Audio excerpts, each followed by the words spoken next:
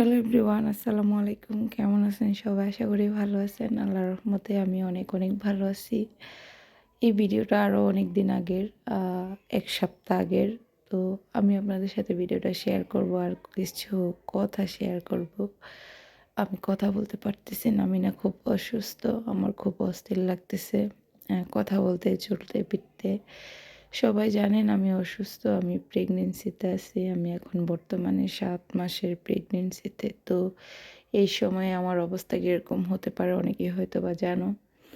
তার মধ্যে তো আপনাদের ভাইয়ার চাকরি নাই অনেক দিন ধরে। অনেকেই জানেন যারা আমার রেগুলার ভিডিও দেখেন।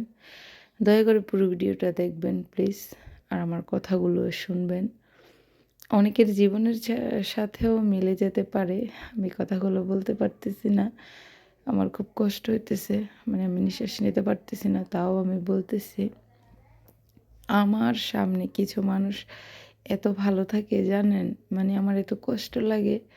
আর পিছনে পিছনে আমার নামে বদনাম করে, আমার খুব খারাপ লাগে। তারপরেও আমি তাদের সামনে মানে হাসি খুশিভাবে চলাফেরা করি, তাদেরকে বুঝতেই দেই না যে আমি জানি সে আমার পিছনে সমালোচনা করে। আমার খুব কষ্ট লাগে, কিন্তু একবার, দুইবার, তিনবার, বারবার যখন দেখতে পাই যে এই মানুষটা আমাকে নিয়ে বারবারই সমালোচনা করতেছে, অথচ আমার সামনে ভালো থাকতেছে। একটু আপনারা কমেন্ট করে জানায়েন প্লিজ, এরকম মানুষের কাছ থেকে কি দূরে থাকা, মানে দূরে থাকবো না, এরকম মানুষের আশেপাশে থাকবে? একটু আপনারা কমেন্ট করে জানায়েন প্লিজ। আমার তো মনে হচ্ছে এরকম মানুষের পাশে থাকা ঠিক না, কারণ এরা আমার পিছনে পিছনে ক্ষতি করতেছে, আমার সামনে না। তো সামনে আমার ভালো ব্যবহার করতেছে, আমার সাথে ভালোভাবে কথা বলতেছে, হুট করে কখন যেন আমার সামনে দিয়ে ছুরি মেরে দেয়, আমি সেটা আমি মানে ওইটারই এখন অপেক্ষায় আছি। তো যাই হোক, খুব কাছের মানুষগুলো এরকম করে জানেন, মানে আপনাদের ভাইয়ের সামনে একরকম, আমার সামনে আরেক রকম।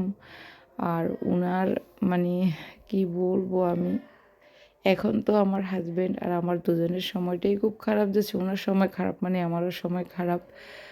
তো যাই হোক, সবাই একটু দোয়া করবেন আমাদের জন্য, এই সময়টা যেন খুব তাড়াতাড়ি কাটিয়ে উঠতে পারি। আর এই যে এরকম মানুষগুলো যারা সামনে সামনে মানে ভালো থাকে, ভালো সাজে, আর পিছনে সমালোচনা করে, এদের কাছ থেকে দূরে থাকবো কি না একটু তাও কমেন্ট করে জানাইন। আমি তো সিদ্ধান্ত করে নিচ্ছি এদের সাথে আর কখনো চলাফেরা করব না, সম্পর্কই রাখবো না। এরকম মানুষের কাছ থেকে অনেক দূরে থাকবো, কারণ এরা যে কোনো টাইমে আমার সামনে দিয়ে ছুরি মেরে দিতে পারে।